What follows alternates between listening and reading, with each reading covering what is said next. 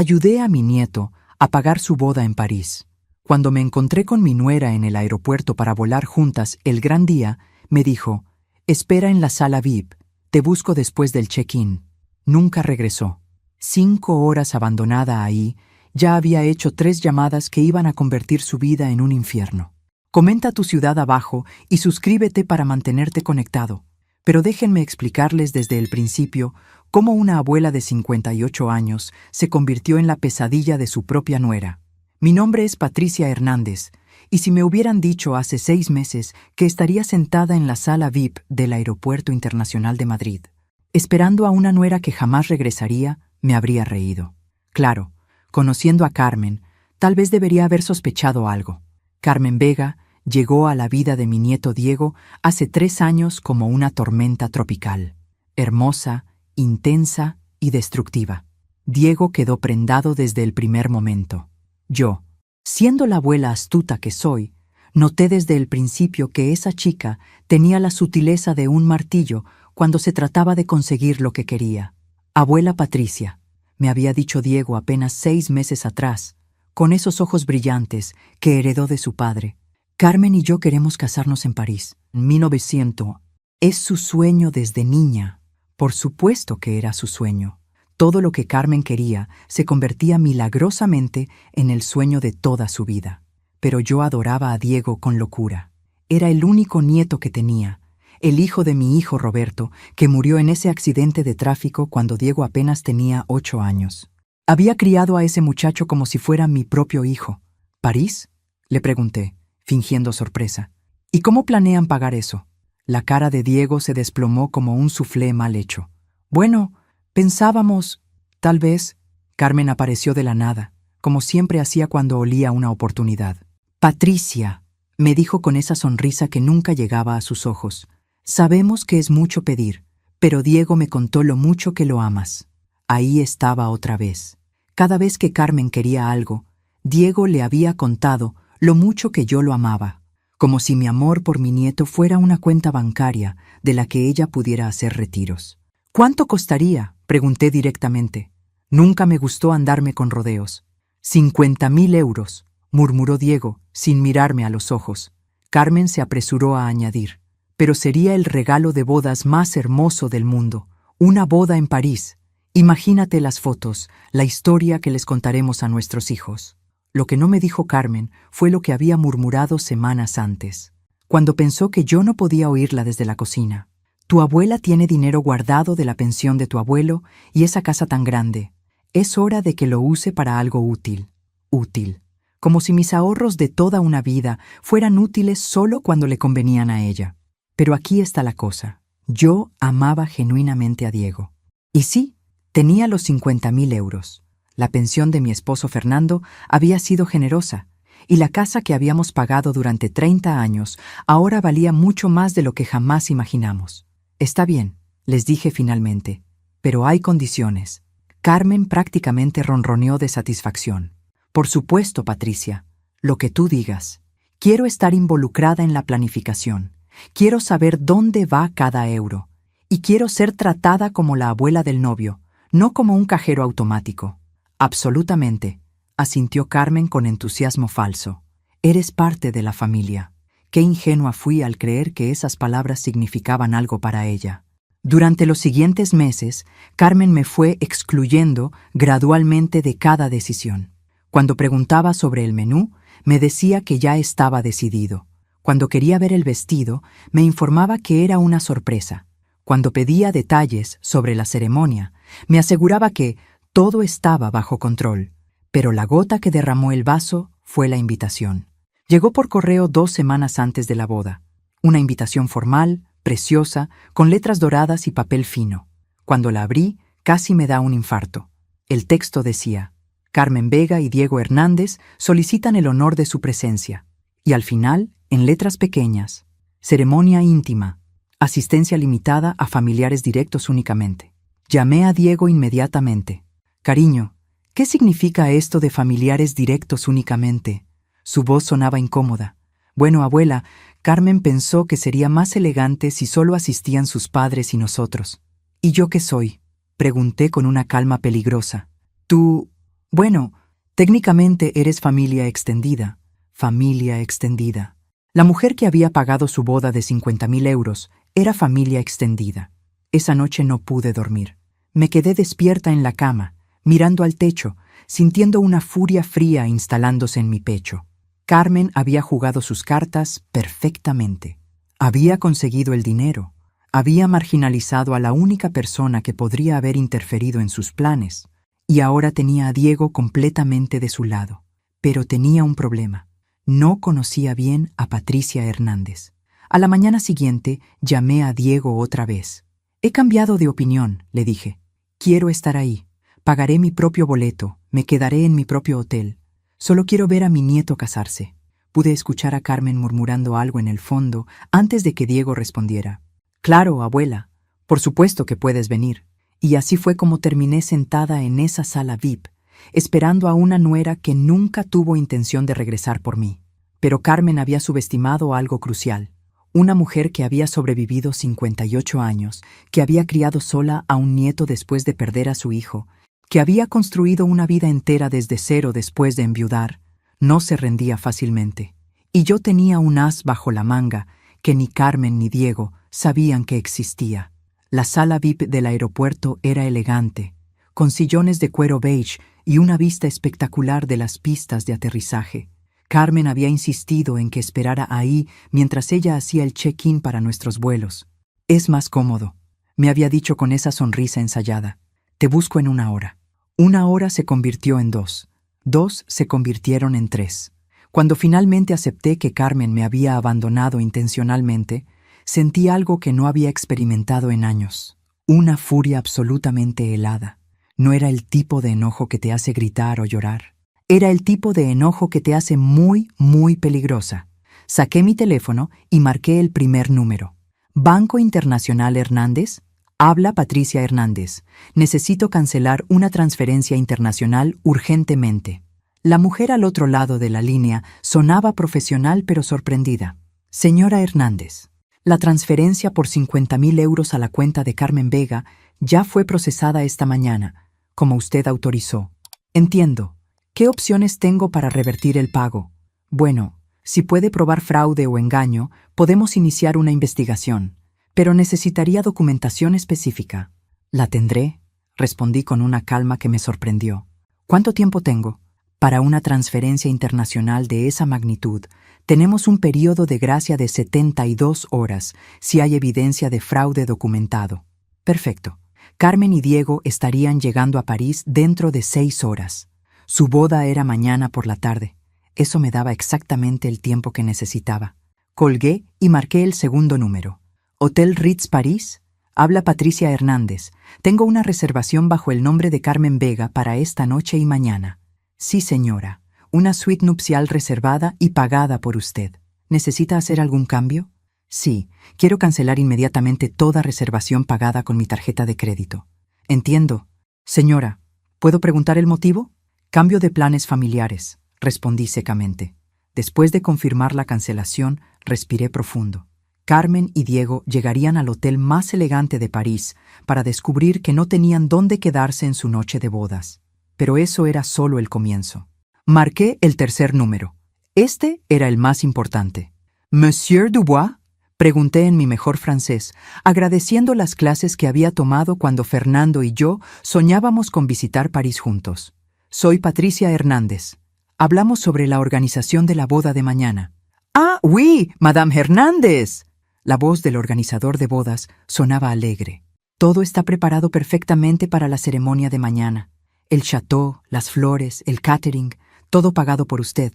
Exactamente sobre eso llamaba, monsieur. Necesito hacer una cancelación completa». Hubo una pausa larga.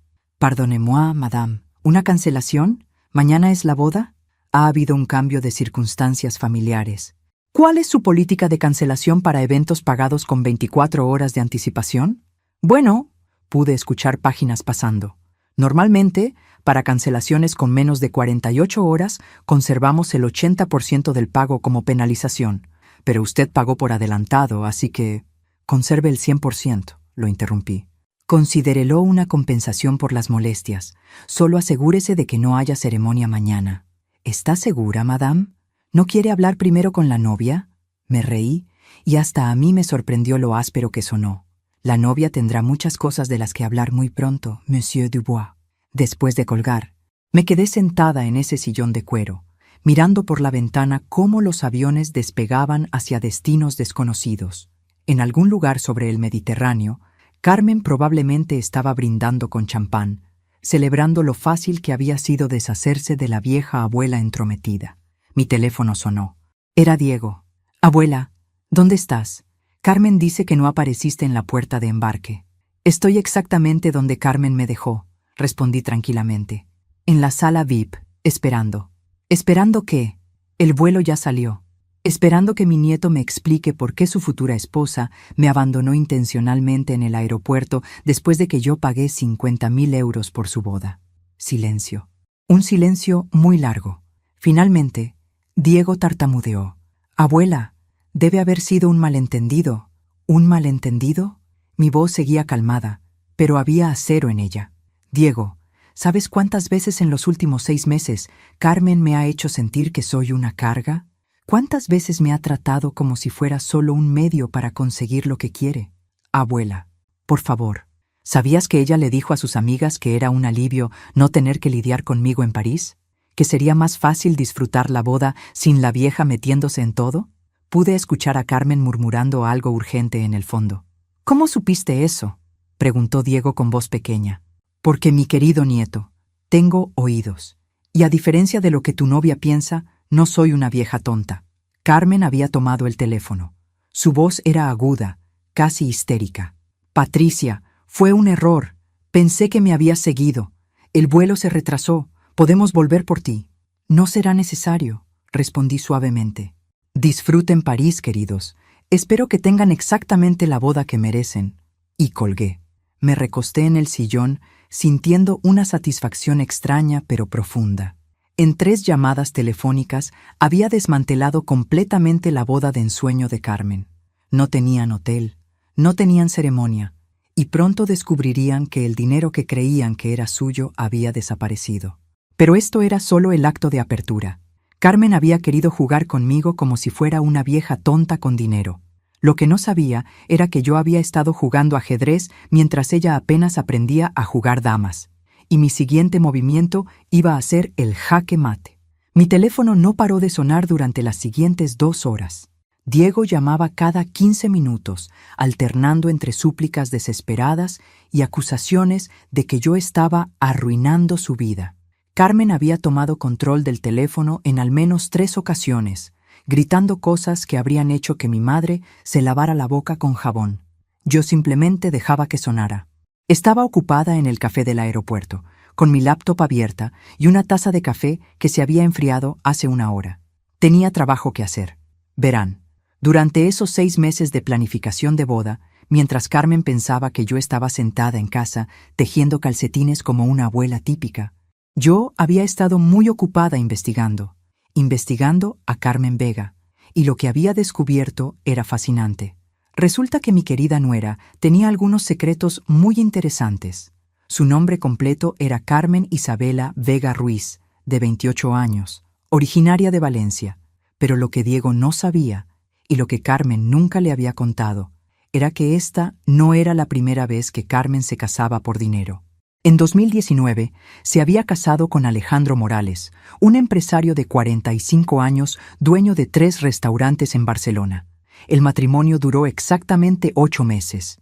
En los documentos del divorcio, que una investigadora privada muy eficiente había conseguido para mí, Alejandro acusaba a Carmen de matrimonio fraudulento con el único propósito de obtener beneficios económicos. Carmen había recibido un settlement de 30.000 euros en el divorcio. En 2021, había estado comprometida con Roberto Silva, heredero de una cadena de farmacias. El compromiso se rompió abruptamente cuando la familia de Roberto descubrió que Carmen había estado vendiendo información privilegiada sobre las finanzas familiares a competidores, y ahora estaba mi pobre Diego, completamente cegado por esos ojos verdes y esa risa que sonaba como campanitas de plata. Pero lo más interesante de todo era lo que había descubierto hace apenas una semana. Carmen tenía deudas, muchas deudas. Debía 15.000 euros en préstamos estudiantiles que nunca había pagado, otros 8.000 euros en tarjetas de crédito. Y lo más revelador, debía 25.000 euros a una empresa de préstamos privados muy poco recomendable, con intereses que se acumulaban semanalmente. Los 50.000 euros de la boda no eran para crear recuerdos hermosos, eran para salvar el pellejo de Carmen antes de que sus acreedores tomaran medidas más drásticas. Mi teléfono vibró con un mensaje de texto de Diego. «Abuela, estamos en París. El hotel dice que cancelaste nuestra reservación. Carmen está llorando. Por favor, esto tiene que ser un error». Respondí, «No es un error, cariño. Pero tal vez es hora de que tengas una conversación honesta con tu novia sobre sus deudas y sus matrimonios anteriores». Mi teléfono sonó inmediatamente. «¿Qué matrimonios anteriores?». La voz de Diego sonaba completamente confundida. «Pregúntale a Carmen sobre Alejandro Morales», sugerí dulcemente. «O sobre Roberto Silva, o sobre los 48.000 euros que debe actualmente». Silencio total. Luego escuché a Diego murmurar algo a Carmen y después el sonido de una discusión muy intensa en español. Carmen tomó el teléfono y su voz ya no era dulce. Era venenosa. «Eres una bruja entrometida», siseó. «No tienes derecho a investigar mi vida privada». «Tienes razón», admití alegremente.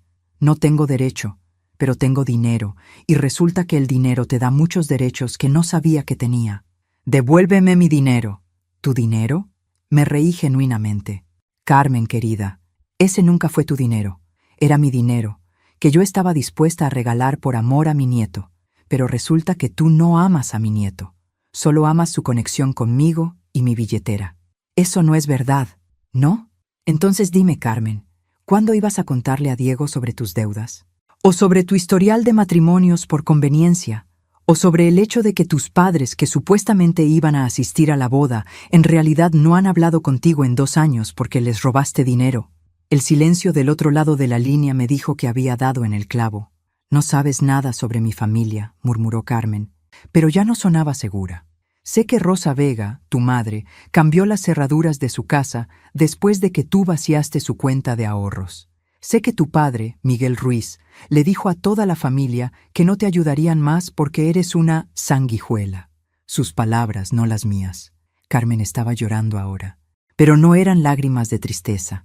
Eran lágrimas de frustración pura, el llanto de alguien cuyo plan perfecto se estaba desmoronando. «Diego merece saber la verdad», continué suavemente. «Merece tomar una decisión informada sobre con quién quiere pasar su vida. Tú no puedes decidir por él». «Tienes razón. No puedo, pero puedo asegurarme de que tenga toda la información necesaria». Carmen me colgó. 10 minutos después, Diego me llamó de vuelta. Su voz sonaba rota, completamente diferente. «¿Es verdad?», preguntó simplemente. «¿Qué parte?». «Todo. Los matrimonios, las deudas, su familia». Suspiré. «Sí, cariño, todo es verdad». «¿Por cuánto tiempo lo has sabido?». «Desde hace 3 meses». «¿Y no me dijiste nada?». «¿Me habrías creído?», pregunté gentilmente. «¿O habrías pensado que era una abuela celosa tratando de sabotear tu felicidad?». Otro silencio largo. Finalmente, Diego admitió. «Probablemente no te habría creído. Por eso tenía que esperar a que lo viera por ti mismo». «¿Qué hago ahora?». «Abuela, estamos en París, no tenemos hotel, no tenemos boda, y aparentemente no tengo novia. Carmen se fue hace 1 hora. Dijo que esto era culpa mía por tener una abuela psicótica».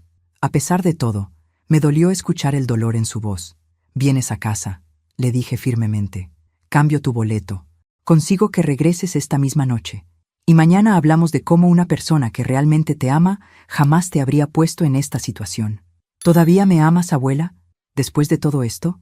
Mi corazón se rompió un poco. «Diego, mi amor, yo no hice todo esto porque dejé de amarte.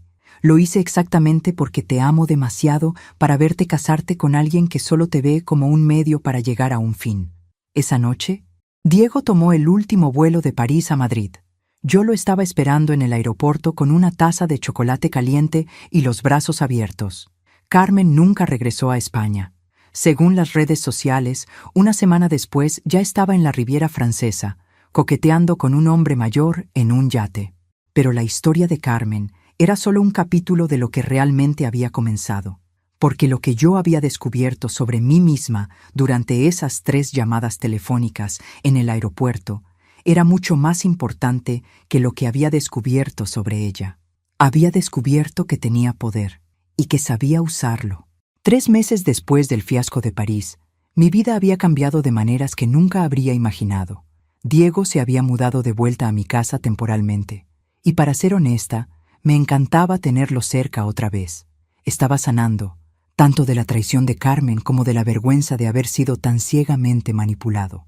Pero yo también estaba sanando, de años de ser tratada como una abuela conveniente, disponible cuando se necesitaba dinero o cuidados, pero fácilmente ignorada cuando no era útil. La experiencia con Carmen me había abierto los ojos a algo fundamental. Había estado permitiendo que me trataran como una ciudadana de segunda clase en mi propia familia. Esa revelación llegó a su punto crítico un martes por la tarde cuando recibí una llamada de mi nuera Elena, la esposa de mi hijo menor, Ricardo. «Patricia», me dijo con esa voz dulce que usaba cuando quería algo, «necesitamos hablar». Elena y Ricardo habían estado casados durante 8 años y habían perfeccionado el arte de pedirme favores sin parecer que me pedían favores. Siempre era «necesitamos hablar» o «tenemos una situación» o «pensamos que podrías ayudarnos». «¿De qué se trata esta vez?», pregunté, ya sabiendo la respuesta. «¿Podrías venir a cenar el viernes? Ricardo preparará tu pollo en salsa verde favorito».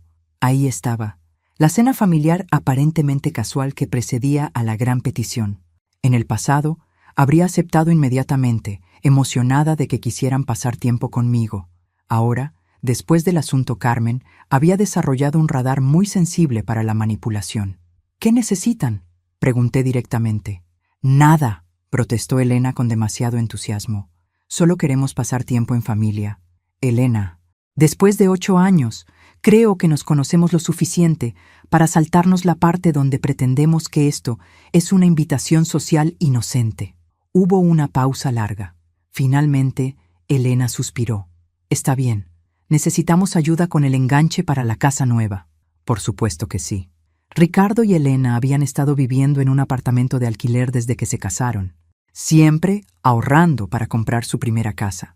El problema era que su idea de ahorrar incluía vacaciones en Ibiza, un coche nuevo cada 3 años y cenas en restaurantes caros 3 veces por semana. «¿Cuánto necesitan?», pregunté. «20.000 euros». Casi me reí. Después de los 50.000 de la boda de Diego, 20.000 parecía modesto. «Y supongo que esto es un préstamo que me van a devolver», dije con tono neutral. «Bueno», Elena vaciló. «Esperábamos que fuera más como un regalo, una inversión en el futuro de tu hijo, una inversión, como si yo fuera un banco familiar al que podían acceder cuando quisieran». «Iré a cenar el viernes», les dije finalmente.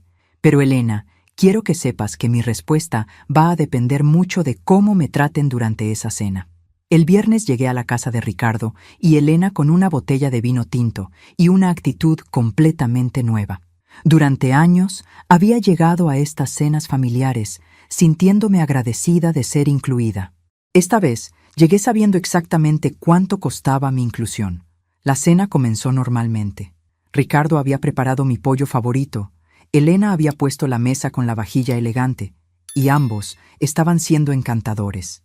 Demasiado encantadores. «Mamá», dijo Ricardo mientras servía el segundo plato, «te ves diferente. ¿Nuevo corte de cabello?». «Nueva actitud», respondí, tomando un sorbo de vino. Elena se rió nerviosamente. «Diego nos contó lo que pasó con Carmen. ¡Qué terrible experiencia!».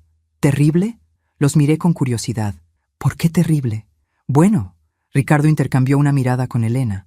«Debe haber sido devastador descubrir que te estaba usando por tu dinero». «¿Sabes qué fue lo más devastador, Ricardo?».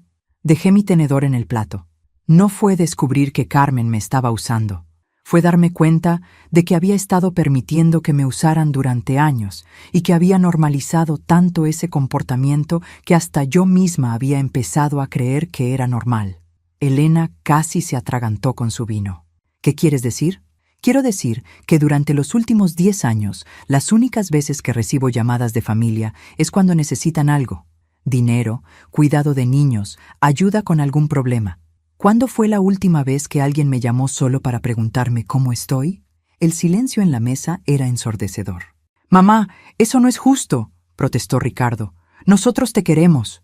¿Me quieren o quieren lo que puedo hacer por ustedes? Elena puso su mano sobre la mesa, tocando la mía. Patricia, por supuesto que te queremos. Eres familia. ¿Soy familia? Retiré mi mano gentilmente, porque en los últimos 3 meses, desde que Diego se mudó conmigo después del desastre de París, he notado algo interesante. Nadie de la familia se ha molestado en preguntar cómo está él. Nadie ha preguntado cómo estoy yo después de perder 50.000 euros. Pero mágicamente, ahora que han pasado unos meses, aparece una invitación a cenar y una nueva petición de dinero. Ricardo se veía genuinamente confundido. No lo veíamos así, mamá. Lo sé. Y ese es exactamente el problema. Terminé mi copa de vino y los miré a ambos calmadamente. Sobre los 20.000 euros. No. ¿No? Elena parecía shocked. No como regalo, no como préstamo, no de ninguna manera. Pero mamá, Ricardo se inclinó hacia adelante. Pensé que después de lo de Diego entenderías la importancia de ayudar a la familia. Me reí, y no fue una risa agradable. ¿La importancia de ayudar a la familia? Ricardo, yo perdí 50.000 euros protegiendo a Diego de una mujer que lo estaba usando. ¿Qué hiciste tú para ayudar a tu sobrino durante esa crisis? Bueno, nosotros estuvimos ahí para él emocionalmente, tartamudeó Elena. ¿Estuvieron ahí? Diego dice que no ha hablado con ustedes en meses. Otro silencio incómodo. La respuesta es no, repetí, levantándome de la mesa. Y déjenme explicarles por qué. Ustedes tienen trabajos estables, no tienen hijos todavía, no tienen gastos médicos o emergencias reales. Quieren 20.000 euros porque quieren una casa más grande, no porque la necesiten. Quieren que yo subsidie su estilo de vida porque es más fácil que hacer sacrificios reales para ahorrar. Eso no es justo, protestó Elena con lágrimas en los ojos. ¿Saben qué no es justo? Me puse mi abrigo. Que durante 8 años he regalado dinero, tiempo y energía esperando que eso me comprara un lugar real en esta familia. Pero lo único que conseguí fue establecer el precedente de que Patricia está ahí para resolver problemas financieros. Mamá, por favor. Ricardo se levantó también. No te vayas así. ¿Sabes qué voy a hacer con esos 20.000 euros? Le sonreí.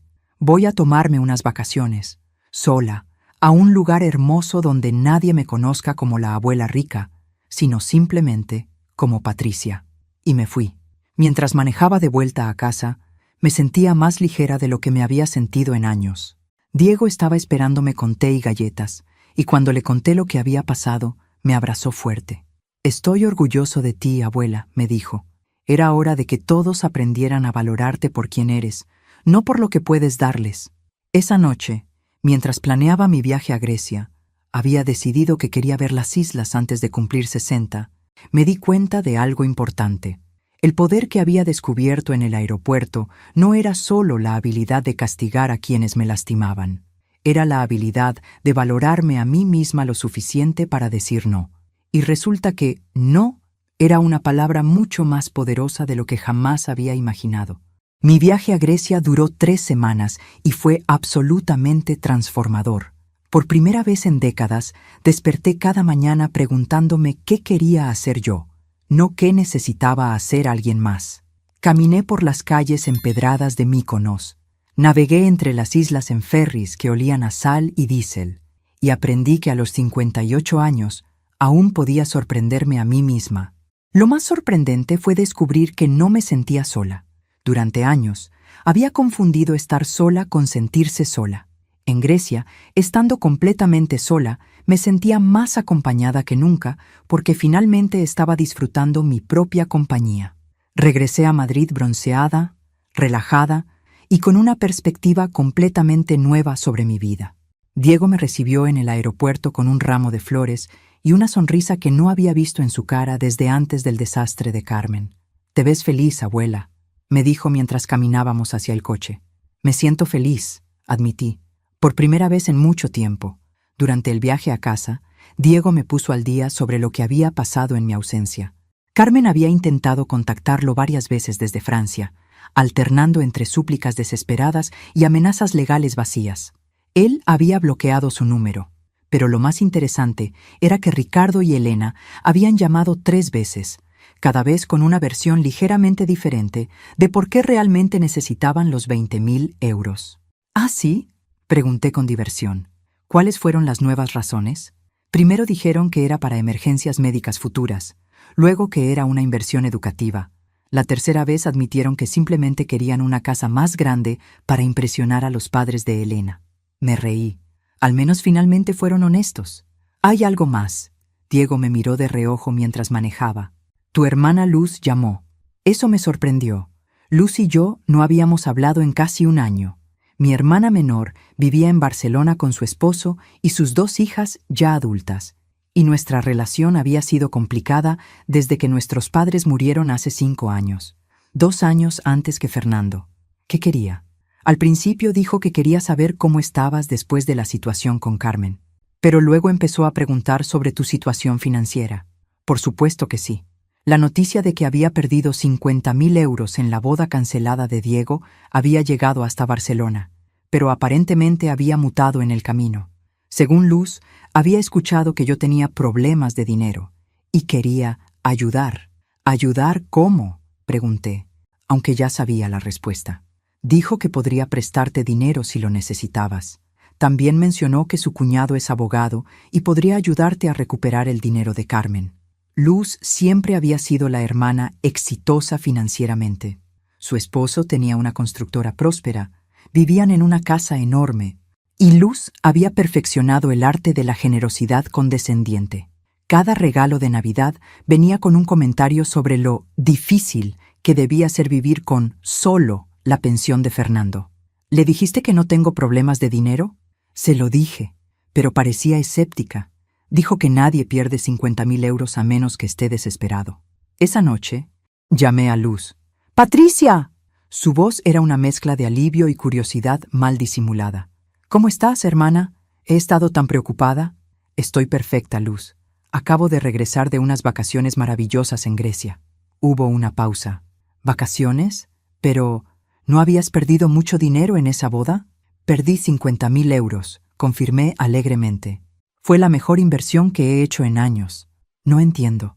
Me costó 50.000 euros descubrir quién era Carmen realmente antes de que Diego se casara con ella, y me enseñó algunas lecciones muy valiosas sobre mi propia vida. Pero Patricia, la voz de Luz ahora sonaba genuinamente preocupada. 50.000 euros es mucho dinero. ¿Estás segura de que estás bien financieramente? ¿Por qué lo preguntas?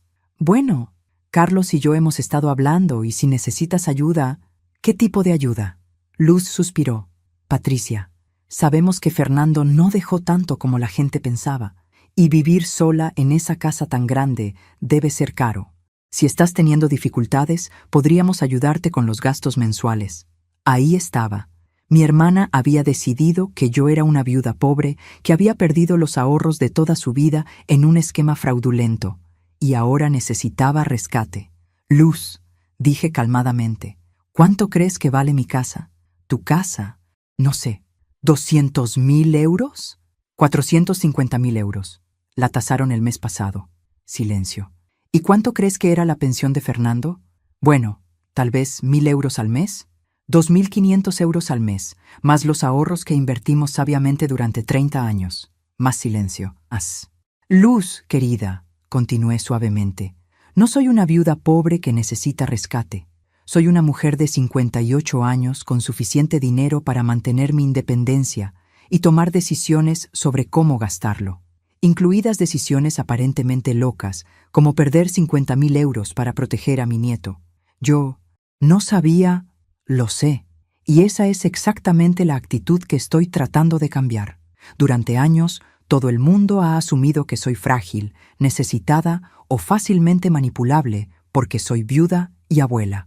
Pero resulta que soy más fuerte, más inteligente y definitivamente más rica de lo que nadie imaginaba. Después de colgar con Luz, me quedé sentada en mi sala, mirando las fotos de mi viaje a Grecia que había puesto en la mesa de centro. En una de ellas, estoy parada en un acantilado en Santorini, con el mar azul infinito detrás de mí y una sonrisa genuina en la cara. Diego entró con 2 tazas de té. ¿Todo bien con la tía Luz? Todo perfecto, respondí, tomando mi taza. Solo necesitaba establecer algunas realidades. ¿Sabes qué es lo que más me gusta de ti ahora, abuela? Diego se sentó a mi lado en el sofá. ¿Qué? Que ya no pides disculpas por ocupar espacio. Tenía razón. Durante meses después del incidente del aeropuerto, había estado disculpándome constantemente. Disculpándome por cancelar la boda, por investigar a Carmen, por decir no a Ricardo y Elena, como si protegerme a mí misma y proteger a mi familia fuera algo por lo que tuviera que pedir perdón. Pero ya no me sentía así. Diego, le dije, mañana voy a hacer algo que debería haber hecho hace años. ¿Qué? Voy a cambiar mi testamento. La expresión en su cara me sorprendió. No era codicia ni preocupación por su herencia. Era orgullo. Creo que es una excelente idea, abuela. ¿Qué tienes en mente? Tengo en mente asegurarme de que mi dinero vaya a personas que me valoraron como Patricia, no como una cuenta bancaria con patas. Esa noche, mientras planeaba los cambios a mi testamento, me di cuenta de que la experiencia con Carmen había sido un regalo inesperado. No solo me había salvado de ver a Diego casarse con una estafadora, sino que me había forzado a enfrentar patrones en mi propia vida que había estado ignorando durante años. Había aprendido que el amor no se compra con dinero, que la familia real te quiere sin condiciones, y que a veces la mejor manera de proteger a las personas que amas es protegerte primero a ti misma. Carmen había querido convertirme en una víctima. En cambio, me había convertido en algo mucho más peligroso. Una mujer que finalmente conocía su propio valor. Y eso, como estaba a punto de descubrir toda mi familia, era una fuerza con la que había que contar. El día después de cambiar mi testamento, me desperté sintiendo algo que no había experimentado en años: anticipación. Durante décadas, cada mañana había comenzado con una lista mental de lo que otros esperaban de mí. Hoy despertaba preguntándome qué sorpresas me traería el día. No tuve que esperar mucho para descubrirlo. Diego estaba en la cocina preparando café cuando sonó el teléfono. Era apenas las 8 de la mañana, demasiado temprano para que fuera una llamada social. ¿Patricia? La voz de mi cuñada Mercedes sonaba tensa. Mercedes era la esposa de mi hermano fallecido, Joaquín, y madre de 2 hijos adultos que vivían en Sevilla. Buenos días, Mercedes. ¿Qué tal estás? Bueno, llamaba porque Ricardo me contó lo que pasó en la cena. Por supuesto que sí. En las familias hispanas, las noticias viajan más rápido que los chismes del barrio, y son igual de distorsionadas en el camino. ¿Ah, sí? ¿Y qué versión te contó Ricardo? Mercedes vaciló. Dijo que te habías puesto muy agresiva con él y Elena, que los habías insultado y que ahora te niegas a ayudar a la familia. Me reí mientras revolvía mi café. ¿Agresiva? Mercedes. Querida, le dije que no iba a regalarles 20.000 euros para una casa que no necesitan. Si eso es agresivo, entonces supongo que sí. Pero Patricia, familia es familia. ¿Tú siempre has sido tan generosa? Exactamente. Siempre he sido generosa. Y todo lo que conseguí a cambio fue establecer el precedente de que Patricia existe para resolver problemas de dinero de otros. No es así como yo lo veo. ¿No? Mercedes, dime, ¿cuándo fue la última vez que alguien de la familia me invitó a algo que no requería que yo trajera un regalo, pagara la cuenta o resolviera algún problema? Silencio incómodo. Mira, continué suavemente, no estoy enojada con Ricardo, ni contigo, ni con nadie. Simplemente estoy cansada de ser tratada como una solución conveniente en lugar de como una persona. Pero así funcionan las familias. Patricia, los que tienen más ayudan a los que tienen menos. ¿Y quién me ayuda a mí cuando lo necesito? Mercedes sonaba genuinamente confundida. ¿Qué necesitas? ¿Tienes tu casa, tu pensión? ¿Sabes qué necesitaba, Mercedes? Después de que Fernando murió, necesitaba que alguien me preguntara cómo estaba. No qué podía hacer por ellos, sino cómo estaba yo. ¿Sabes cuántas veces pasó eso? No lo sé. 0 veces. 0, Mercedes. Hubo una pausa larga. Finalmente, Mercedes murmuró. No me había dado cuenta.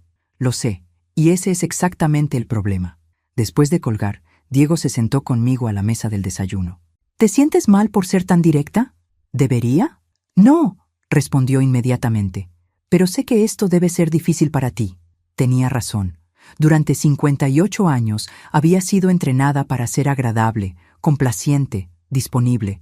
Cambiar esos patrones a mi edad se sentía como aprender un idioma completamente nuevo. Mi teléfono sonó otra vez. Esta vez era Elena. Patricia. Su voz sonaba diferente, menos segura. Quería hablar contigo sobre la otra noche. ¿Qué hay que hablar? Ricardo se siente terrible por cómo terminó todo. Dice que no se había dado cuenta de lo que habíamos estado haciendo. ¿Y tú? ¿Te habías dado cuenta? Elena suspiró. Sí me había dado cuenta. Y tienes razón para estar molesta. Esa admisión me sorprendió. Durante 8 años, Elena nunca había admitido haber hecho algo mal. ¿Por qué me lo dices ahora? Porque Ricardo llamó a su prima Ana anoche para quejarse de ti, y Ana le preguntó cuándo había sido la última vez que él había hecho algo por ti sin esperar nada a cambio. Ricardo no pudo responder. Ana era la hija de Mercedes, una psicóloga que siempre había sido la más astuta de la familia. ¿Y eso lo hizo reflexionar? Eso lo devastó, admitió Elena. Se dio cuenta de que tenías razón. Sobre todo, Elena, aprecio que me llames, pero no estoy llamando para pedirte que cambies de opinión sobre el dinero, me interrumpió. Estoy llamando para pedirte perdón y para invitarte a cenar el domingo, sin agenda oculta, sin peticiones, solo porque queremos pasar tiempo contigo. Por primera vez en días, sonreí genuinamente. ¿Estás segura? Completamente. Ricardo quiere cocinarte su paella, esa que aprendió de tu madre. Está bien, acepté. Pero Elena, si detecto, aunque sea un atisbo de manipulación, no habrá nada, Patricia. Te lo prometo. Después de colgar, me quedé pensando en lo extraño que era. Durante años, había estado regalando dinero esperando comprar amor y respeto. Ahora que había dejado de regalar dinero, parecía estar consiguiendo exactamente lo que había estado buscando. Diego observó mi expresión pensativa. ¿Qué estás pensando, abuela? Estoy pensando que tal vez el poder real no viene de lo que puedes dar, sino de lo que puedes elegir no dar. Esa tarde, mientras regaba las plantas en mi jardín, mi vecina Carmen, no la estafadora, sino Carmen Jiménez de al lado, se acercó a la cerca que separaba nuestras casas. Patricia, ¿estás bien? He notado mucha actividad últimamente. ¿Todo bien con la familia? Carmen Jiménez era una chismosa profesional, pero también era inofensiva. Llevaba viviendo al lado de mi casa durante 15 años y sabía más sobre los dramas de la familia que algunos miembros de la propia familia. Todo está perfectamente, Carmen, solo estableciendo algunos límites saludables. Ah, asintió sabiamente. ¿Límites con Ricardo y Elena? Me reí. ¿Hay algo que no sepas sobre mi vida, Carmen? Bueno, se vio ligeramente avergonzada. Las paredes son delgadas y cuando Elena grita por teléfono, ¿escuchaste la conversación? Solo fragmentos. Algo sobre dinero y casas nuevas. Hizo una pausa. Patricia, si no es mucho preguntar, ¿qué cambió? La miré con curiosidad. ¿A qué te refieres? Durante años te he visto correr cada vez que alguien de tu familia chasqueaba los dedos. Siempre disponible, siempre pagando, siempre disculpándote por existir. Pero últimamente, no sé, caminas diferente. ¿Camino diferente? Más derecha, como si no cargaras el peso del mundo en los hombros. Su observación me impactó más de lo que esperaba. Carmen, ¿alguna vez has sentido que tu única función en la vida era resolver problemas de otras personas? Solo durante los 30 años que estuve casada con Antonio, respondió con humor seco. Pero él murió y yo descubrí que todavía tenía una vida propia debajo de toda esa dedicación. ¿Cómo lo hiciste? Un día me desperté y me di cuenta de que había pasado tanto tiempo siendo quien otros querían que fuera, que había olvidado completamente quién era yo realmente. Me miró directamente a los ojos. Y decidí que era hora de recordarlo. Esa noche, mientras cenaba con Diego, mi teléfono volvió a sonar. Esta vez era un número que no reconocía. ¿Señora Hernández? La voz era masculina, profesional. Sí. Mi nombre es Andrés Morales. Soy abogado, represento a Carmen Vega. Mi sangre se enfrió. Diego me miró con alarma desde el otro lado de la mesa. ¿Qué quiere Carmen? La señorita Vega está considerando tomar acción legal por los daños que usted causó a su reputación y bienestar financiero. Diego saltó de su silla, pero yo levanté una mano para calmarlo. ¿Qué tipo de daños, señor Morales? Usted canceló maliciosamente los arreglos de boda, causando humillación pública y pérdida financiera significativa. Me reí, y debo haber sonado genuinamente divertida porque el abogado se quedó callado. Señor Morales, ¿Su clienta le contó que estuvo casada anteriormente con Alejandro Morales? ¿Sin apellido tuyo, por casualidad? Silencio. ¿Le contó sobre sus 48.000 euros en deudas? ¿O sobre el hecho de que me abandonó intencionalmente en el aeropuerto después de que yo pagué por su boda? Señora Hernández. ¿O le contó que todo el dinero que ella considera suyo era en realidad mi dinero, que yo tenía todo el derecho legal de retirar? Esas son alegaciones serias. No son alegaciones. Señor Morales, son hechos documentados que mi propio abogado investigó exhaustivamente. El tono del abogado cambió notablemente. Señora Hernández, tal vez podríamos llegar a un acuerdo. El único acuerdo que acepto es que Carmen desaparezca permanentemente de nuestras vidas. Si vuelvo a saber de ella, o de usted, voy a presentar mis propias demandas por extorsión y fraude matrimonial. Colgué y miré a Diego, cuya expresión oscilaba entre admiración y preocupación. ¿Crees que lo decía en serio?, preguntó. Probablemente no. Carmen está desesperada, y los desesperados hacen amenazas vacías. Me serví más vino. Pero si lo decía en serio, está a punto de descubrir que no soy la víctima fácil que pensaba que era. Esa noche, antes de dormirme, reflexioné sobre lo que había cambiado en mi vida en tan poco tiempo. No era solo que hubiera aprendido a decir no. Era que había aprendido a decir no sin disculparme por ello. Y al parecer, esa era una habilidad que iba a necesitar más de lo que había imaginado. La cena del domingo con Ricardo y Elena fue una revelación. Por primera vez en 8 años, llegué a su casa sin llevar un regalo, sin una botella de vino cara, sin nada más que yo misma. Y por primera vez en 8 años, nadie pareció notar o importarle. Ricardo había preparado la paella de la abuela, usando la receta que mi madre me había enseñado hace décadas. El olor del azafrán y el sofrito me transportó inmediatamente a mi infancia, cuando las comidas familiares eran sobre compartir tiempo juntos, no sobre negociar favores. Está perfecta, le dije a Ricardo después del primer bocado. Mamá estaría orgullosa. Su sonrisa fue genuina, sin rastro de la ansiedad calculada que había visto en su cara durante los últimos años. Elena sirvió el vino y se sentó con nosotros. Patricia, quiero que sepas que Ricardo y yo hemos estado hablando mucho esta semana. ¿Sobre qué? Sobre nosotros. Sobre cómo te hemos tratado. Ricardo puso su tenedor en el plato. Ana tenía razón. No podía pensar en una sola cosa que hubiera hecho por ti en años que no fuera a arreglar algo en tu casa porque necesitaba una excusa para pedirte dinero después. La honestidad en su voz me sorprendió. Durante décadas, Ricardo había sido el experto en justificar cualquier comportamiento, en encontrar razones por las que sus acciones siempre eran razonables y las críticas injustas. ¿Qué te hizo ver eso? Ana me preguntó cuándo había sido la última vez que te había llamado solo para escucharte hablar, admitió Elena. ¿Cuándo había sido la última vez que había preguntado sobre tus intereses, tus opiniones, tu vida? ¿Y? Ricardo se vio avergonzado. No pude recordar ni una sola vez. Permanecimos en silencio por un momento, el peso de esa admisión flotando entre nosotros. También me di cuenta, continuó Elena, de que nunca te preguntamos cómo te sentiste cuando Fernando murió.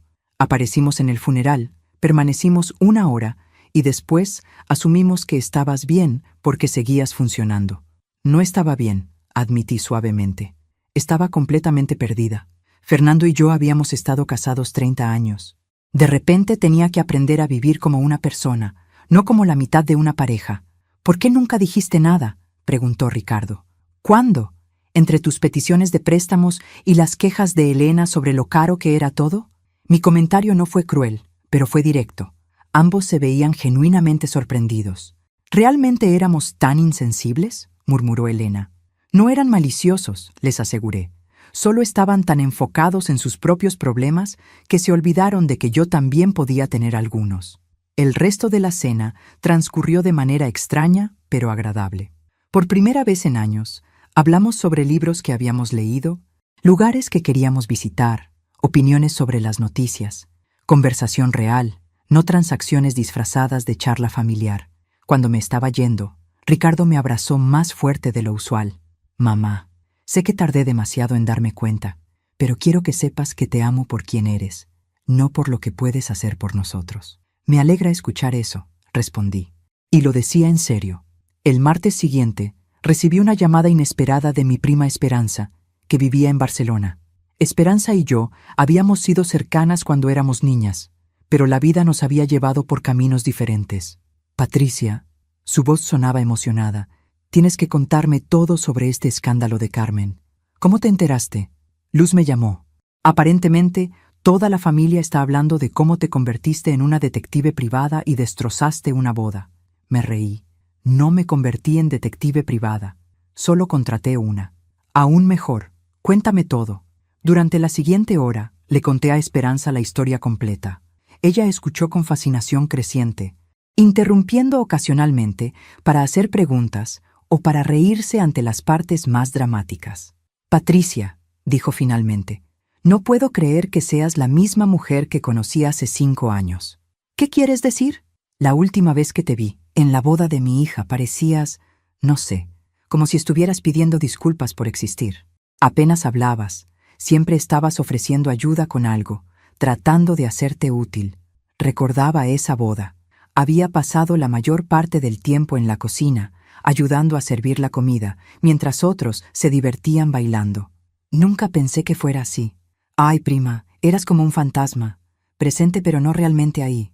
Su voz se suavizó. ¿Qué cambió? La pregunta me hizo pensar. ¿Qué había cambiado exactamente? Creo que me cansé de sentirme invisible en mi propia vida. ¿Y cómo se siente ahora? Se siente... Busqué las palabras correctas. Se siente como si finalmente hubiera despertado después de años de dormir. Esperanza se quedó callada por un momento. Patricia, ¿puedo preguntarte algo personal? Por supuesto. ¿Te arrepientes? ¿De todo lo que pasó con Carmen? ¿De confrontar a tu familia? ¿De cambiar tanto? La pregunta me sorprendió por lo fácil que fue responder. No me arrepiento ni un segundo. Lo único de lo que me arrepiento es haber tardado tanto en hacerlo. Esa tarde, mientras ordenaba algunos papeles en mi escritorio, encontré una carta que había olvidado completamente. Era de Fernando, escrita poco antes de su muerte, pero que él había pedido que me fuera entregada 1 año después de su funeral. La había guardado sin abrir, porque no me había sentido lista para enfrentar sus últimas palabras. Ahora, con todo lo que había pasado, sentí que era el momento correcto. La abrí con manos temblorosas. Mi querida Patricia, comenzaba con su letra familiar. Si estás leyendo esto, significa que ha pasado 1 año desde que me fui, y espero que hayas tenido tiempo de procesar tu pérdida y comenzar a redescubrir quién eres sin mí. Sé que esto puede sonar extraño, pero una de mis mayores preocupaciones al morir era que te perdieras completamente en el proceso de cuidar a otros. Durante nuestro matrimonio, vi cómo poco a poco fuiste poniendo las necesidades de todos los demás antes que las tuyas, hasta el punto de que a veces sentía que estaba casado con una santa más que con una mujer. Tuve que parar de leer porque las lágrimas borraban las palabras. Te amé profundamente, Patricia, pero también me preocupaba que hubieras olvidado que merecías ser amada por quien eres, no por lo que haces por otros. Espero que este tiempo sin mí te haya recordado tu propio valor. Sé que probablemente la familia ha estado dependiendo de ti más que nunca. También sé que probablemente has estado diciendo que sí a todo porque crees que es lo que se espera de ti. Pero Patricia, mi amor, tienes mi permiso para decir no. Tienes mi permiso para ser egoísta. Tienes mi permiso para vivir para ti misma. No gastes el resto de tu vida tratando de comprar amor con sacrificio. Eres digna de amor simplemente por existir. Espero que cuando leas esto, hayas comenzado a recordar a la mujer feroz e independiente de la que me enamoré hace tantos años. Con amor eterno, Fernando P.D. Si alguien te está dando problemas por establecer límites, diles que Fernando Hernández dijo que se las arreglen solos. Me reí a través de las lágrimas. Típico de Fernando incluir palabrotas en una carta sentimental. Pero más que la risa, sentí una profunda sensación de validación. Mi esposo, el hombre que me había conocido mejor que nadie, había visto exactamente los mismos patrones que yo estaba tratando de cambiar, y me había dado permiso para cambiarlos. Esa noche, llamé a Diego para contarle sobre la carta. Abuela, me dijo después de que terminé de leer las partes más importantes. Es como si el abuelo hubiera sabido exactamente lo que ibas a necesitar escuchar. ¿Sabes qué es lo más extraño?, le dije. He pasado el último año sintiéndome culpable por cambiar, por no ser la misma mujer que era cuando Fernando estaba vivo. Pero resulta que él quería que cambiara. El abuelo siempre fue el más inteligente de la familia. Esa noche me dormí sintiendo algo que no había experimentado desde la muerte de Fernando: su aprobación. Y por primera vez desde que comenzó toda esta transformación, me sentí completamente en paz con la mujer en la que me estaba convirtiendo.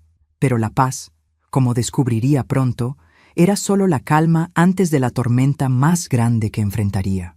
3 semanas después de encontrar la carta de Fernando, recibí una visita que no esperaba.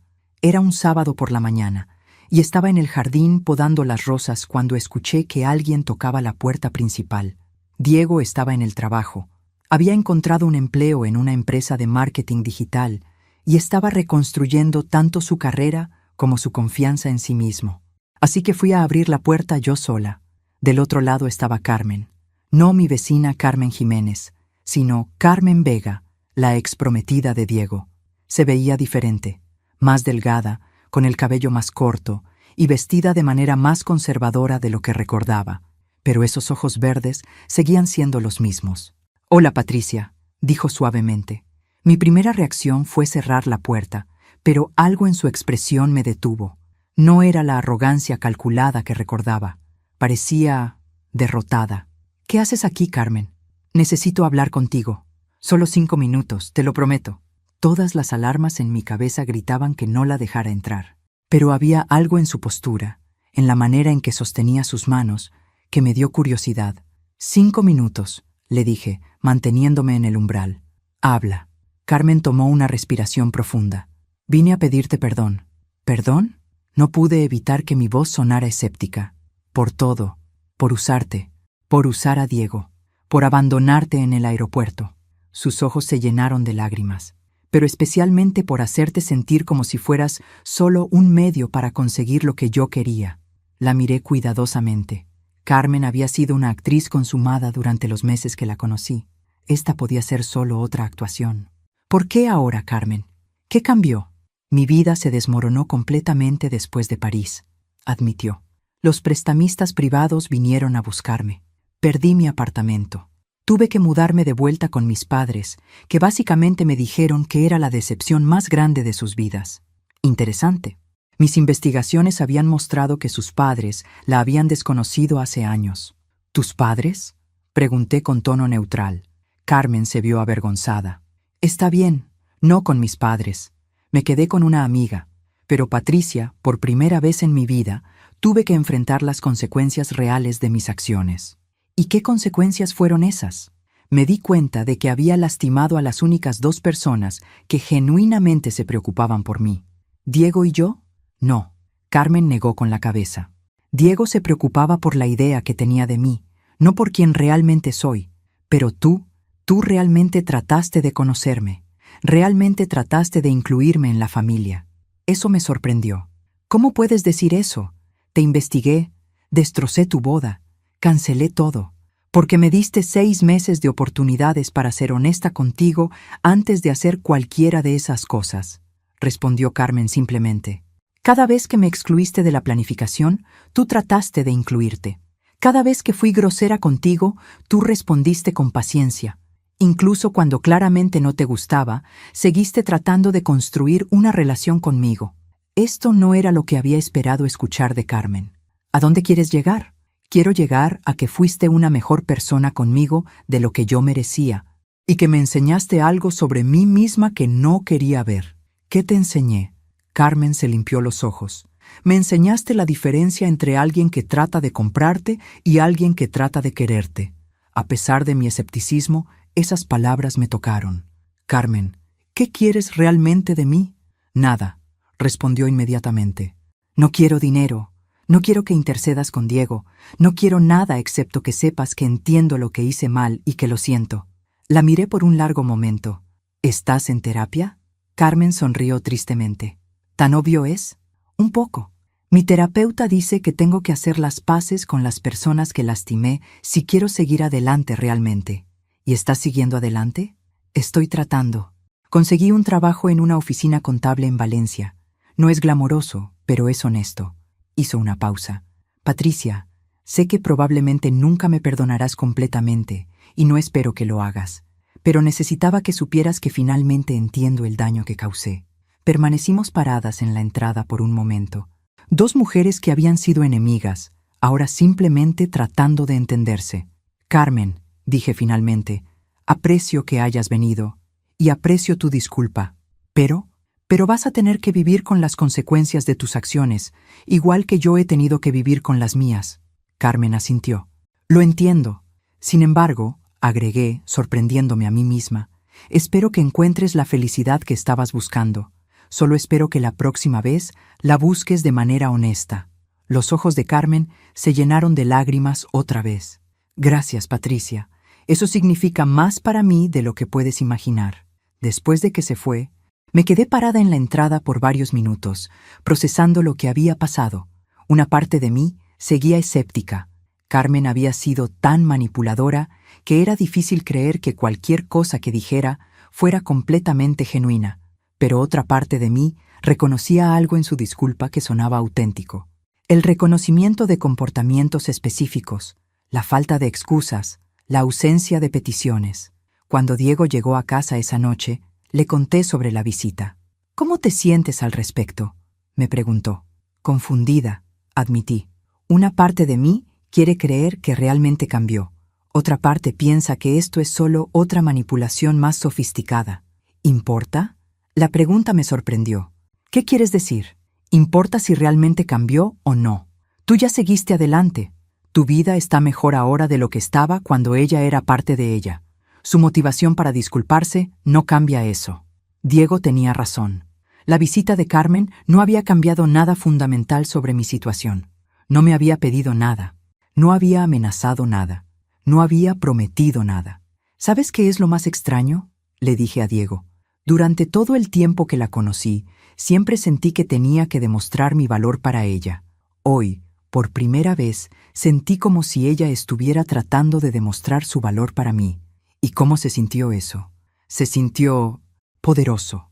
Esa noche, mientras reflexionaba sobre el día, me di cuenta de que algo había cambiado en la manera en que veía las situaciones.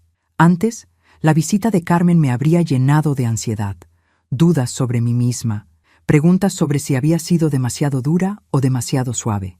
Ahora simplemente la veía como información. Carmen había elegido venir, había elegido disculparse, y yo había elegido escucharla y responder honestamente. Sus motivaciones eran su problema, no el mío. Esa nueva perspectiva me sirvió bien, porque al día siguiente recibí una llamada que pondría a prueba cada lección que había aprendido en los últimos meses. Era mi hermana Luz. «Patricia», su voz sonaba tensa. «Necesitamos hablar. Es sobre mamá. Nuestros padres habían muerto hace 5 años, así que por un momento no entendí de qué estaba hablando». «¿Qué sobre mamá?» «La casa familiar. Necesitamos venderla». «Ah, la casa donde habíamos crecido, que nuestros padres habían dejado a ambas hermanas en partes iguales. Luz había estado viviendo en ella desde que murió papá, pagándome una renta mensual simbólica. ¿Por qué necesitamos venderla ahora? Carlos quiere expandir el negocio. Necesitamos el capital». Por supuesto que sí. El esposo próspero de Luz quería más prosperidad, y la manera más fácil de conseguirla era convencer a su esposa de vender la casa familiar. «Luz, tú sabes que esa casa vale mucho más ahora de lo que valía cuando murieron papá y mamá». «Exacto. Por eso es el momento perfecto para vender». «¿Y dónde vas a vivir?» Carlos encontró una casa más moderna cerca de su oficina. Más moderna y probablemente más cara. «Luz, ¿tú quieres vender la casa?» Hubo una pausa larga. «¿Qué quieres decir?» «Quiero decir, ¿es tu idea o es idea de Carlos?» Es algo que hemos estado discutiendo». Eso no responde mi pregunta. Otra pausa. «Patricia, ¿vas a ser difícil sobre esto?» Y ahí estaba.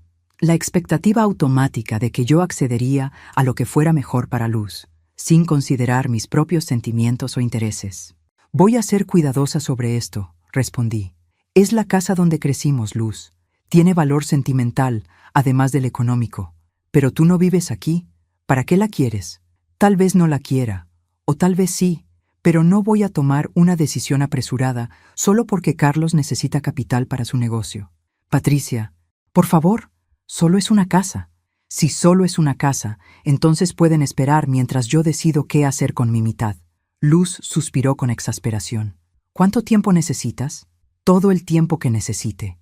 Y por primera vez en mi vida, colgué a mi hermana antes de que ella me colgara a mí. La confrontación con Luz sobre la casa familiar fue solo el comienzo. Durante las siguientes 2 semanas, recibí llamadas diarias de diversos miembros de la familia, cada uno con una opinión sobre lo que debería hacer con mi parte de la herencia. Mi prima Ana me llamó para decirme que entendía mi posición, pero que tal vez debería considerar el panorama general de la familia. Mi tío Roberto, hermano de mi padre, me llamó para recordarme lo importante que era mantener la unidad familiar.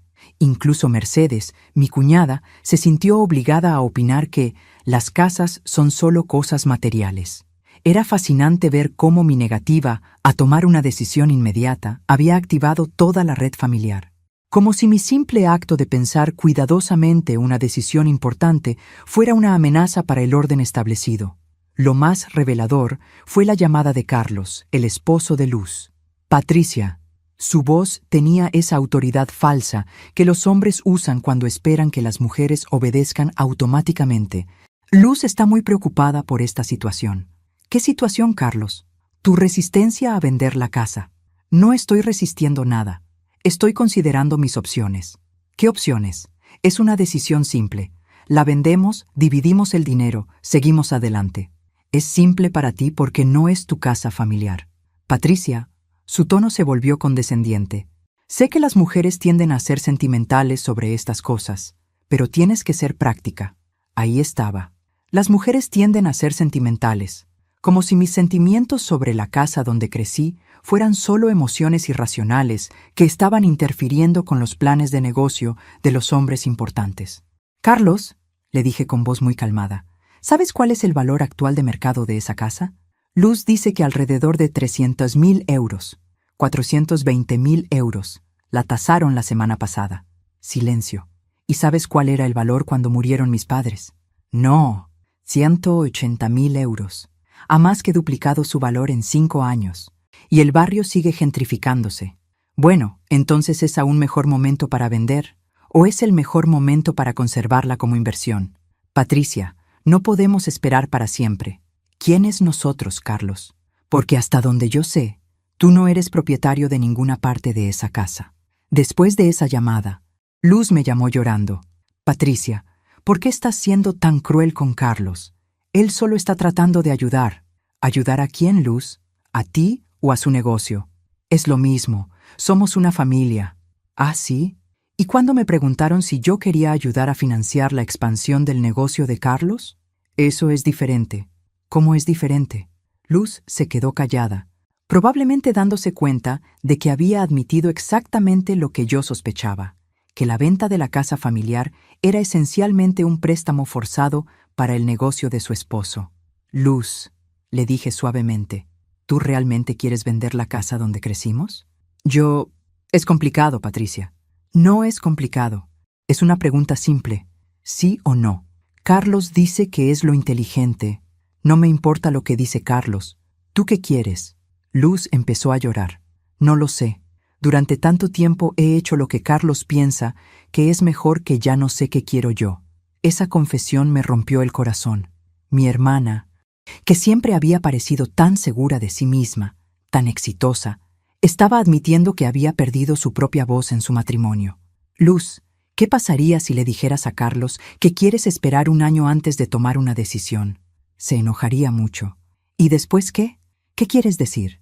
Después de que se enojara. ¿Qué pasaría realmente? Luz pensó por un momento. Supongo que... nada. Se enojaría, pero no es como si fuera a divorciarse de mí por eso. Exactamente. Esa conversación cambió algo entre Luz y yo. Por primera vez en años, estábamos hablando como hermanas, no como adversarias en una negociación familiar. Pero la situación estaba a punto de volverse mucho más complicada. 3 días después, recibí una llamada de un abogado que representaba a Carlos. Aparentemente, él había decidido tomar acción legal para forzar la venta de la casa, alegando que mi negativa irracional estaba causando pérdida financiera a Luz. Cuando le conté a Diego sobre la demanda, se puso furioso. No puede demandar para forzarte a vender tu propia propiedad. Aparentemente sí puede. Dice que como copropietaria, Luz tiene derecho a liquidar su inversión y que mi negativa a vender constituye obstaculización. ¿Es eso legal? Es complicado. Técnicamente, cualquier copropietario puede solicitar una partición forzosa si no hay acuerdo entre las partes. Diego se veía confundido. ¿Qué significa eso? Significa que un juez puede ordenar la venta de la propiedad y dividir las ganancias, incluso si uno de los propietarios no quiere vender. Eso es horrible. Es la ley. Esa noche, me senté en mi sala con una copa de vino, mirando las fotos familiares en la repisa. Ahí estábamos Luz y yo de niñas, jugando en el jardín de la casa que ahora Carlos quería convertir en capital para su negocio. Ahí estaban nuestros padres en su aniversario de bodas, orgullosos de la casa que habían comprado con tanto sacrificio. Y ahí estaba yo ahora, una mujer de 58 años, que finalmente había aprendido a valorarse a sí misma, enfrentando una demanda de su propio cuñado porque se había negado a tomar una decisión financiera apresurada. La ironía no se me escapaba. Durante meses había estado aprendiendo a establecer límites, a decir no, a no permitir que otros tomaran mis decisiones por mí. Ahora Carlos estaba literalmente tratando de usar el sistema legal para quitarme esa opción. Pero lo que Carlos no sabía, lo que nadie en mi familia sabía, era que durante las últimas semanas yo había estado tomando algunas decisiones muy importantes sobre mi futuro. Decisiones que estaban a punto de sorprenderlos a todos. La mañana siguiente llamé a mi abogado. «Hola, señor Martínez, soy Patricia Hernández. Necesito que me prepare algunos documentos». «Por supuesto, señora Hernández. ¿Qué tipo de documentos?» «Quiero hacer una oferta para comprar la parte de mi hermana de la casa familiar». «¿Una oferta de compra?» «Exacto. Voy a ofrecer 210.000 euros por su mitad.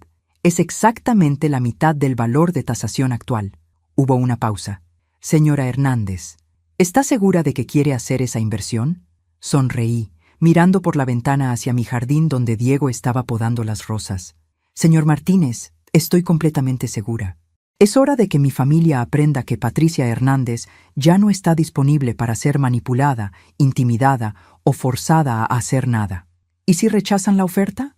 Entonces iremos a juicio. Y cuando ganemos, habré conservado mi casa familiar y habré demostrado que una mujer de 58 años puede ser más astuta que un hombre de negocios arrogante». «Señora Hernández», dijo mi abogado con admiración, «creo que va a disfrutar mucho de esto». Tenía razón. Por primera vez en meses, no solo estaba reaccionando a las acciones de otros, estaba tomando la iniciativa, y estaba a punto de recordarles a todos exactamente con quién estaban tratando. La oferta de compra llegó a las manos de Luz un martes por la mañana, entregada por mensajería oficial junto con una carta que había escrito personalmente. «Querida Luz», decía la carta, «después de mucha consideración, he decidido que quiero conservar la casa familiar. Por lo tanto, te ofrezco 210.000 euros por tu mitad, que es exactamente la mitad del valor de tasación actual. Esta oferta es válida por 48 horas. Si la rechazas, procederé a defender mi posición ante el tribunal y pelearé la demanda de Carlos hasta las últimas consecuencias. La decisión es tuya. Con amor, Patricia». Luz me llamó 2 horas después, histérica. «Patricia, ¿de dónde vas a sacar 210.000 euros? Eso no es tu problema». «Luz, ¿aceptas mi oferta o no? Pero Carlos dice que es una trampa. Dice que no tienes ese dinero y que estás tratando de ganar tiempo». Me reí, y debo haber sonado genuinamente divertida porque Luz se quedó callada. «Luz, querida, Carlos cometió el mismo error que Carmen. Asumió que soy una vieja tonta sin recursos. Pero resulta que tengo exactamente 387.000 euros en inversiones líquidas, más el valor de mi propia casa. Comprar tu parte de la casa familiar no solo es posible, sino que es una excelente inversión. ¿De dónde sacaste tanto dinero?» Fernando y yo fuimos muy buenos ahorrando e invirtiendo durante 30 años. Además, contraté a un asesor financiero después de su muerte que me ayudó a diversificar las inversiones inteligentemente. Pero Carlos dijo lo que los hombres arrogantes siempre dicen sobre las mujeres mayores, que somos incompetentes financieramente y dependientes de otros para tomar decisiones. Se equivocó. Luz se quedó callada por un momento. Patricia, ¿realmente harías eso? ¿Comprarías mi parte de la casa? No solo la compraría, Luz. La convertiría en una casa de alquiler para estudiantes universitarios. El barrio está lleno de jóvenes profesionales y podría sacar fácilmente 2.500 euros mensuales de renta. Es una inversión que se paga sola en 8 años. ¿Ya lo investigaste todo? Por supuesto que sí. ¿Creías que iba a tomar una decisión de 210.000 euros sin hacer mi tarea? Hubo otra pausa larga. Carlos dice que deberíamos rechazar tu oferta y esperar a que el juez ordene la venta completa. Carlos puede decir lo que quiera. Pero Luz, te voy a explicar algo sobre las particiones forzosas que tal vez tu esposo no te contó. ¿Qué? Los procesos legales toman tiempo. Meses, posiblemente años. Durante ese tiempo, la casa permanece en un limbo legal. No pueden venderla, no pueden usarla como garantía para préstamos y tienen que seguir pagando impuestos y mantenimiento. No sabía eso. Además, continué, en una partición forzosa, el tribunal puede decidir que la casa se venda en subasta pública, no en el mercado abierto. Las subastas públicas típicamente producen precios 20-30% por debajo del valor de mercado. ¿En serio? En serio. Mi oferta de 210.000 euros por tu mitad podría ser mucho mejor que lo que conseguirías en una subasta forzosa. Y la conseguirías inmediatamente, no después de años de batalla legal. Luz se quedó callada por varios minutos. Podía escuchar voces en el fondo. Obviamente Carlos estaba ahí, probablemente furioso de que yo hubiera convertido su plan infalible en una pesadilla logística. «Patricia», dijo finalmente Luz, con una voz diferente, más suave, «¿puedo preguntarte algo?» «Por supuesto». «¿Estás haciendo esto para vengarte de nosotros?» La pregunta me sorprendió por su honestidad directa. «No, Luz, lo estoy haciendo porque amo esa casa y porque estoy cansada de permitir que otros tomen decisiones sobre mi vida sin consultarme. ¿Y si acepto tu oferta? Entonces serás 210.000 euros más rica. Carlos tendrá el capital que necesita para su negocio, y yo seré la única propietaria de la casa donde crecimos. ¿Y seguiremos siendo hermanas?» Esa pregunta me rompió un poco el corazón. «Luz, siempre seremos hermanas, pero tendremos que aprender a ser hermanas que se respetan mutuamente, no hermanas donde una siempre cede a los deseos de la otra». Luz llamó de vuelta 4 horas después. «Acepto tu oferta», dijo simplemente. «¿Estás segura?» «Completamente segura. Y Patricia, Carlos está furioso conmigo. ¿Cómo te sientes al respecto?» «Sorprendentemente bien», respondió con una risita. «Resulta que puedo tomar mis propias decisiones financieras sin su permiso». La transferencia se completó una semana después. Yo era ahora la única propietaria de la casa familiar, y Luz tenía suficiente dinero para que Carlos expandiera su negocio sin quejarse. Pero lo más importante era lo que había cambiado en nuestras respectivas relaciones con el poder. Esa noche, mientras cenaba con Diego, reflexioné sobre todo lo que había pasado en los últimos 6 meses. «¿Te arrepientes de algo, abuela?», me preguntó Diego. «¿Sabes qué es lo único de lo que me arrepiento?» «¿Qué?» «De haber tardado 58 años en aprender estas lecciones». Diego sonrió. «Pero las aprendiste, y nos enseñaste a todos algo en el proceso». «¿Qué les enseñé?» «Nos enseñaste que el amor real no viene con condiciones, que el respeto no se puede comprar, y que una mujer que finalmente conoce su propio valor es una fuerza imparable».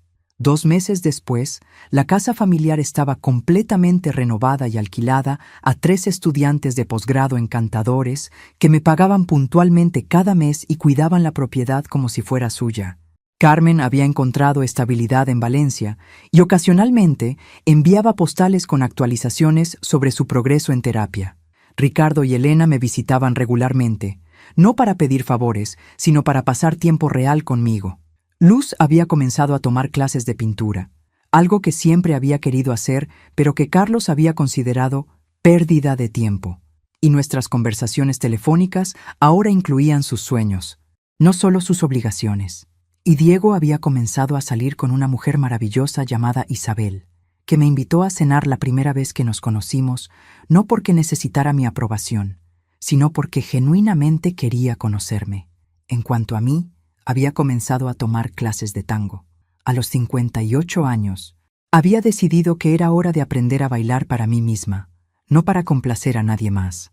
La noche de mi primera recital de tango, toda mi familia estaba ahí, no porque sintieran obligación de asistir, sino porque querían celebrar conmigo. Mientras bailaba bajo las luces del pequeño teatro, vestida en un vestido rojo que jamás habría tenido el valor de usar un año atrás, pensé en todo el camino que había recorrido. Había comenzado como una mujer que medía su valor por lo que podía dar a otros. Había terminado como una mujer que sabía que merecía amor simplemente por existir. El cambio no había sido fácil. Había perdido algunas relaciones en el proceso, pero las relaciones que quedaron eran reales, auténticas, basadas en amor mutuo en lugar de conveniencia mutua. Y por primera vez en décadas, cuando me despertaba cada mañana, la primera persona en la que pensaba no era en lo que otros necesitaban de mí. Era en lo que yo quería para mí. Resulta que eso no era egoísmo, era supervivencia. Y después de 58 años, finalmente había aprendido la diferencia. Ahora, me da curiosidad saber de ustedes que escuchan mi historia. ¿Qué harían si estuvieran en mi lugar? ¿Han pasado por algo similar? Comenten abajo. Y mientras tanto, les dejo en la pantalla final 2 historias más que son favoritas del canal y que definitivamente los sorprenderán. Gracias por acompañarme hasta aquí.